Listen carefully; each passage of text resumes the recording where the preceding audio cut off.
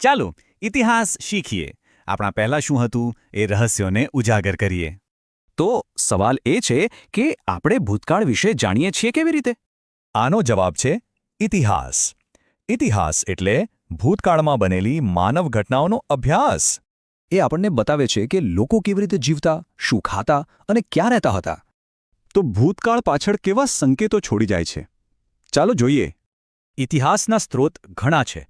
શિલાલેખો, સિક્કા, પુસ્તકો, સ્મારકો અને ખોદકામ પણ. એક નાની વસ્તુ પણ ભૂતકાળનો ખૂબ જ શક્તિશાળી પુરાવો હોઈ શકે છે. પણ આ સંકેતો શોધીને એને સમજનાર જાસૂસ કોણ છે? એ છે પુરાતત્વવિદ, એટલે કે ભૂતકાળના શોધક. પુરાતત્વવિદની પ્રક્રિયા કેવી હોય? પહેલા ખોદકામ, પછી છુપાયેલી વસ્તુઓની શોધ અને એના પરથી ઇતિહાસને સમજવો. પણ સવાલ એ છે કે ભૂતકાળના આ રહસ્યને ઉકેલવું આજે કેમ જરૂરી છે? કારણ કે ઇતિહાસ આપણો માર્ગદર્શક છે, એક ગાઈડ જેવો.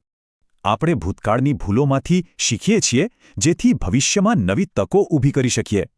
એટલે કે વર્તમાનને સમજીને આપણું ભવિષ્ય સુધારી શકાય છે. સિમ્પલ. તો હવે સવાલ એ છે કે આપણે આપણા ભૂતકાળનું કયું રહસ્ય ઉકેલીશું?